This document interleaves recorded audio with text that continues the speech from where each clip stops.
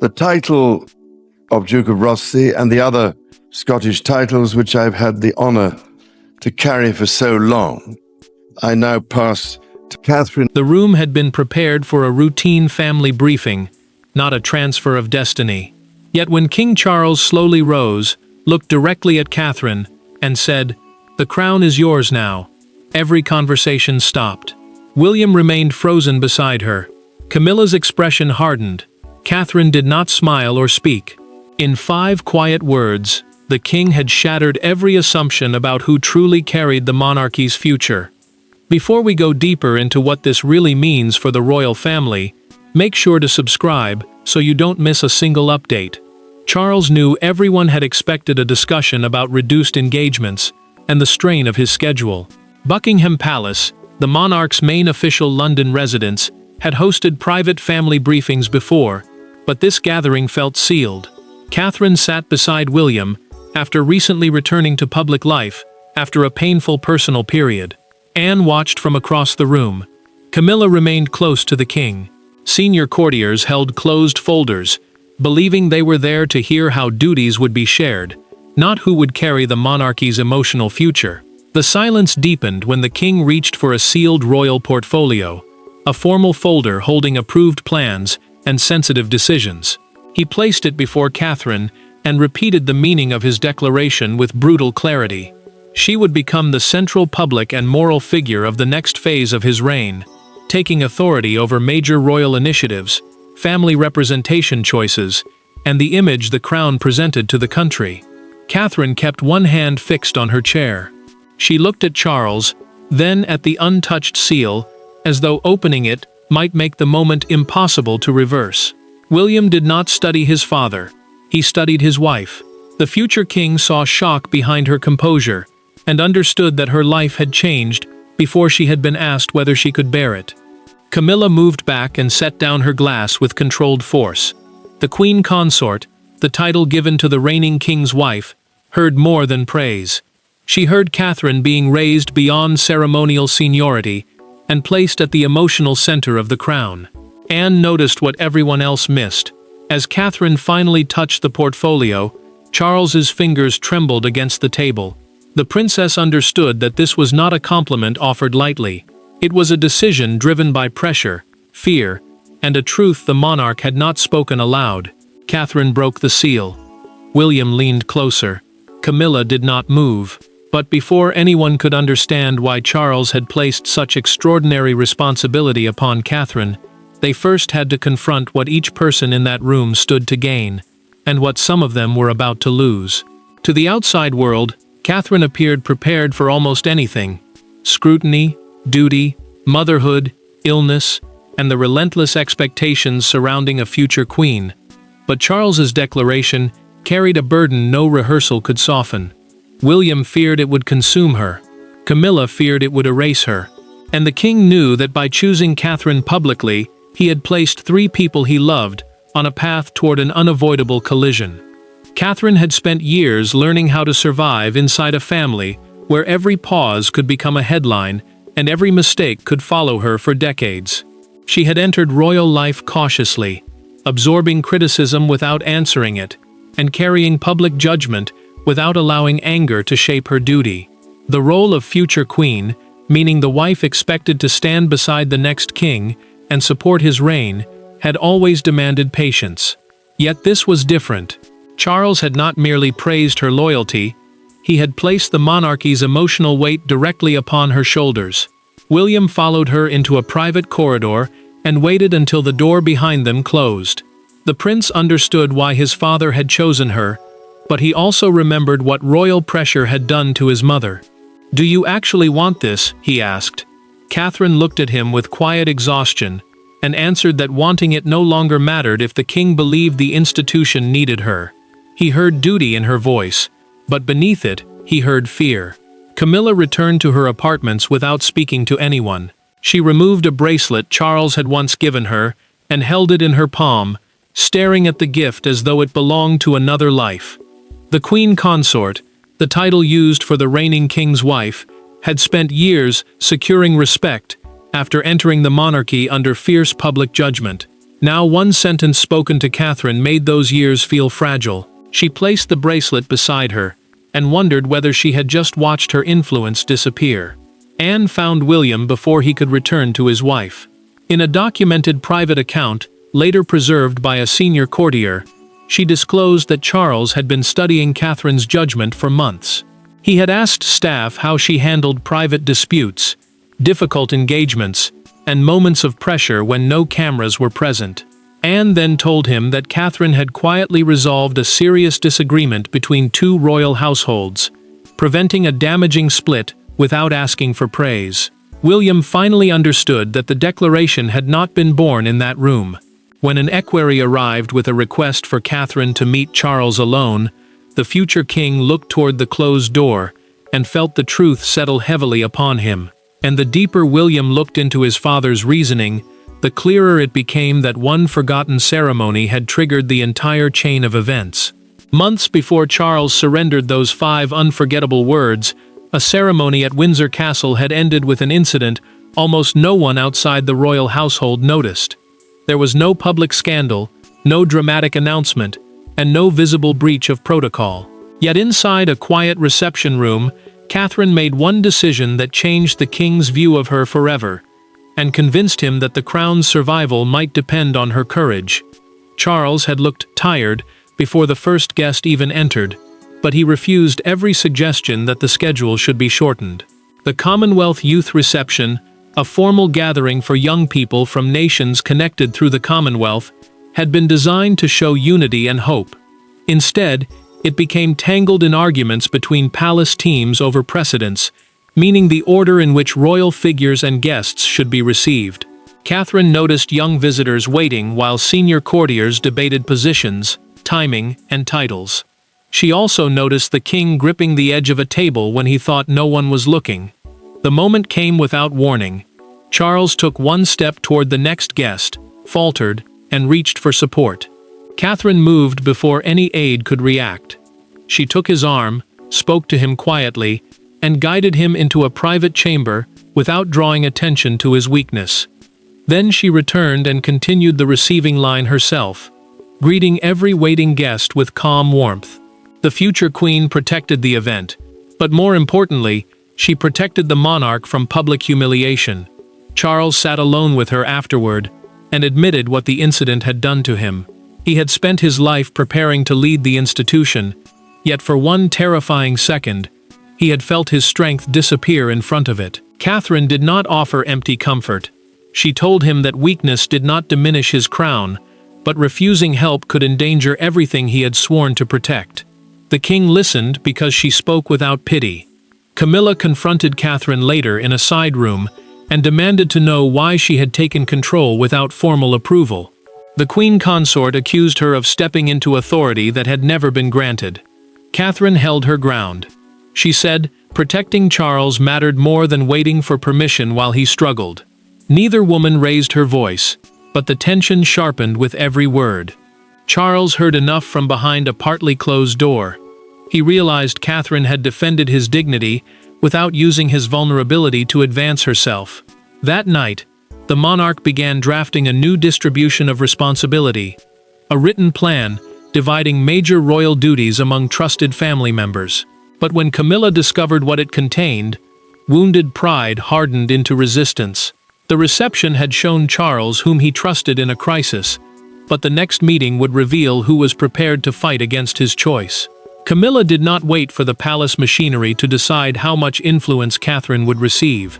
Before the sealed portfolio had even been formally registered, she requested a private meeting and closed the door herself. There were no secretaries, no advisors, and no witnesses inside the room. For the first time, the present queen and the future queen faced each other not as family, but as two women standing on opposite sides of royal power. Camilla's anger ran deeper than jealousy. The new framework, meaning the formal plan that redistributed duties and decision-making across the royal household, moved charitable leadership, family event planning, and public messaging away from her office and toward Catherine's team. She had spent years building influence inside the monarchy, often under intense public hostility. Now that influence could shrink with the stroke of a pen. Catherine understood the danger just as clearly. One raised voice, one careless accusation, and she could be painted as ambitious, disloyal, or unprepared for the responsibility Charles had placed before her. Camilla pushed a folder across the table and demanded to know whether Catherine had encouraged the king to reduce her position. The future queen did not touch it. She answered that she had learned of the decision in the same room and at the same moment as everyone else. Camilla leaned forward and accused her of accepting public affection too easily, as though admiration had become another form of power. Catherine held her gaze. Affection was not control, she said, and every expectation placed upon her had carried a private cost no crowd could see. Catherine then disclosed what Charles had told her in a recorded private conversation after the first meeting. The king had asked her to protect Camilla's dignity during the transition and prevent the change from becoming a public humiliation. That detail struck hard. It proved the plan had not been designed as punishment, even if its consequences felt painfully personal. Camilla remained silent for a moment, then opened the folder herself. Camilla pointed to an undisclosed final page. It required William and Catherine to approve certain future household appointments, meaning key staff decisions could no longer be made without them. Her remaining influence was not merely threatened, it could be controlled. Catherine finally looked down at the document, and the full scale of the decision became impossible to deny. Catherine left the room and found William waiting outside. Before she could explain what had happened, Charles's equerry, a senior royal aide who carries the monarch's direct instructions, arrived with an order summoning all three of them to the king's study immediately. The confrontation between the two women had exposed the wound, but inside Charles's study, the source of his authority, and the reason he refused to retreat, was about to be laid bare. Charles was seated behind his desk when Catherine, William, and Camilla entered, but he did not ask them to sit. In front of him rested 3 documents, each marked with a different royal seal. He had heard about the confrontation. He knew resentment was spreading. Yet instead of softening his decision, the king picked up his pen, looked at his family, and made it clear that his declaration had been neither emotional nor reversible. Charles understood the limits and reach of his authority. The constitutional succession, meaning the legal order deciding who inherits the throne, remained unchanged, with William still standing next in line. But the monarch still controlled internal duties, royal patronages, household structures, and who represented him when he could not appear. That power mattered, because public confidence no longer depended on ceremony alone. It depended on consistency, trust, and someone capable of carrying tradition into a changing age. Anne had helped shape the practical framework long before the confrontation erupted.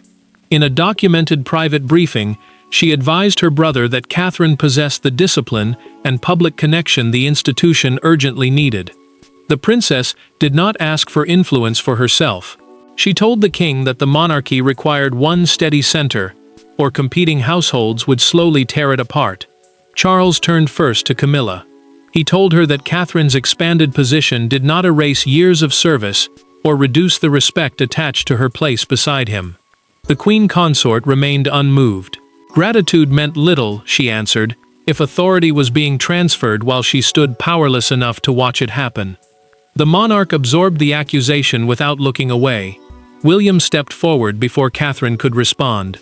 The prince challenged his father for placing such crushing responsibility upon her without consultation. He reminded Charles that duty could destroy the person carrying it, even while strengthening the institution around them. The king's expression tightened. The monarchy could not postpone reality merely because reality frightened them, he said. Charles signed the first document. The royal seal, an official mark proving that a decision carries the sovereign's approval, confirmed Catherine as leader of a unified program covering major causes, national ceremonies, and family-focused engagements during his absences.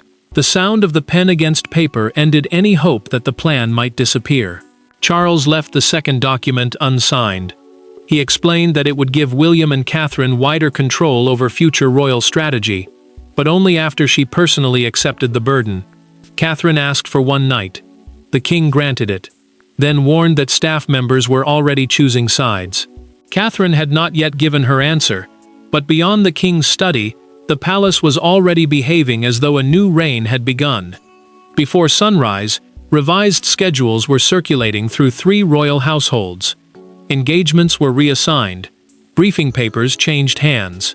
Staff members who had served Camilla for years discovered that final approval would now come through Catherine's office.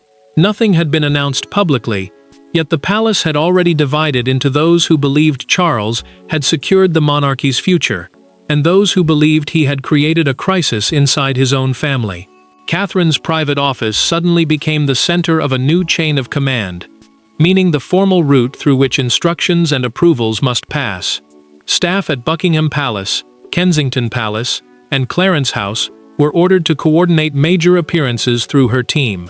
The change mattered because those households had long protected their own influence, schedules, and loyalties. Now one office would shape the public rhythm of the monarchy, and every delayed reply carried the risk of becoming an act of resistance. Anne reviewed the revised structure at dawn and crossed out every soft phrase that allowed confusion to survive. The princess insisted that each duty be named clearly and assigned to one person. She knew ceremony could hide resentment, but unclear authority could turn resentment into sabotage. Charles accepted her changes without hesitation, and the king ordered the final version distributed before anyone could weaken it. Camilla received the program for an upcoming diplomatic reception and read it twice. The queen consort had expected to lead the event, yet Catherine's name now appeared at the top. She folded the paper carefully instead of tearing it, but the control in that gesture revealed the depth of her humiliation. Years of service had not disappeared, yet the future queen was already occupying spaces Camilla believed still belonged to her. William found Catherine alone at the kitchen table, still wearing the clothes from the previous evening. The prince admitted that part of him wanted her to refuse, not because he doubted her strength, but because he feared their family would lose the last pieces of ordinary life still left to them. Catherine listened, then told him that refusing might protect their home while leaving the monarchy exposed. Catherine's private secretary then delivered a documented account of a senior courtier contacting friendly members of the press. The plan was to frame her elevation as a calculated seizure of power rather than Charles's command. The revelation changed everything. She had not even accepted, yet someone was already preparing to destroy her reputation. Charles ordered the source identified, but refused to reverse a single arrangement. Retreat, the monarch said, would prove the family could not survive change. Catherine finally told William she had made her decision, but she would give it to the king alone.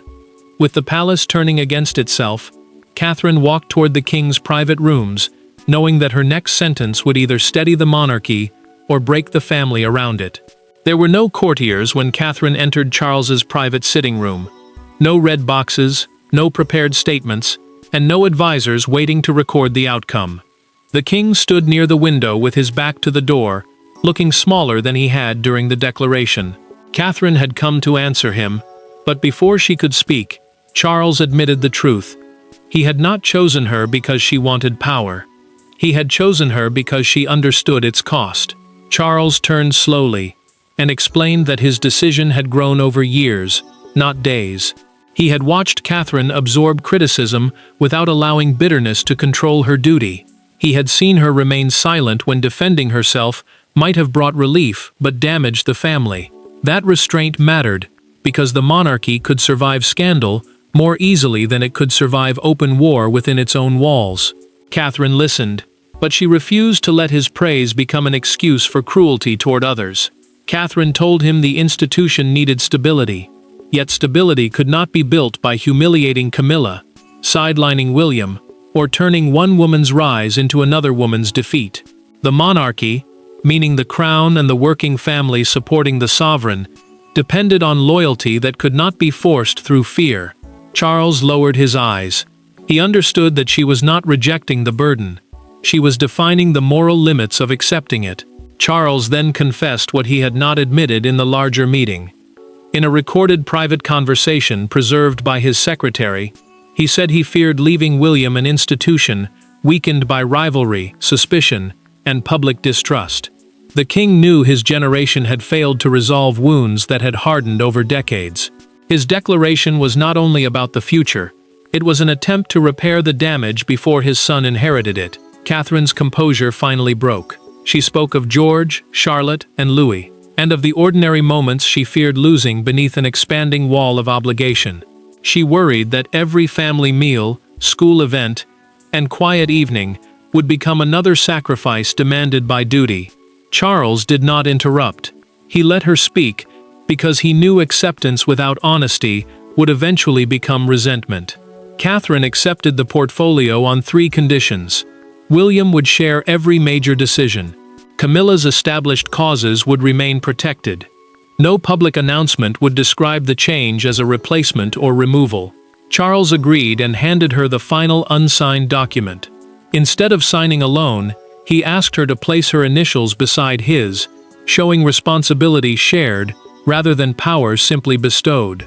Catherine set down the pen just as the palace communications director entered with urgent news. The declaration had leaked, and crowds were already gathering outside the royal gates. The private agreement had finally united Charles and Catherine. But beyond those walls, the world was preparing to judge what "the crown is yours now" truly meant. By mid-morning, the king's 5 words were everywhere. Television panels argued over succession. Newspapers printed emergency editions. Palace gates became gathering points for supporters, critics, and people who simply wanted to witness history unfolding in real time. Yet beneath the noise, one unmistakable public feeling emerged. Britain had not heard Charles surrender his throne. It had heard him identify the woman he trusted to protect its emotional future. Charles approved a carefully worded palace statement confirming Catherine's expanded leadership role while making 2 facts unmistakable. He remained sovereign, meaning the reigning monarch who legally held the crown, and William remained the constitutional heir, the person next in line to inherit the throne. The announcement mattered because one careless phrase could have created panic about succession. Instead, officials framed the decision as a transfer of public and moral responsibility, not a change in the legal order. Broadcasters seized on that distinction. Commentators described Catherine as the figure chosen to steady national feeling, while the king reduced parts of his workload. Some praised her discipline. Others questioned whether she had accepted influence too quickly. William watched from Kensington Palace and grew angry when one panel called his wife ambitious. The prince reached for his phone, ready to challenge the accusation, but Catherine stopped him. She reminded him that dignity would survive one morning of speculation, while an emotional response could feed it for weeks. Camilla sat beside Anne as the coverage continued. The queen consort admitted that Charles's words had made her feel discarded, as though her years beside him had been reduced to a footnote. Anne did not soften the answer. The princess told her that resisting Catherine would make the public remember bitterness, while accepting her rise could preserve Camilla's legacy as part of a united family. The queen looked away, but she did not reject the warning. Outside Buckingham Palace, the mood changed in a single moment. A newspaper vendor lifted an emergency front page dominated by Catherine's portrait and the headline, "The Crown's Chosen Heart." Applause began near the gates and rolled across the forecourt as more people raised their phones. The image captured what hours of debate had failed to explain. The public saw service, not conquest. Catherine then made a decisive request.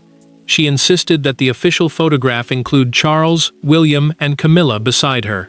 When the palace released it, the image weakened the story of an internal overthrow and replaced it with one of shared duty. That evening, Catherine prepared to speak at a major reception.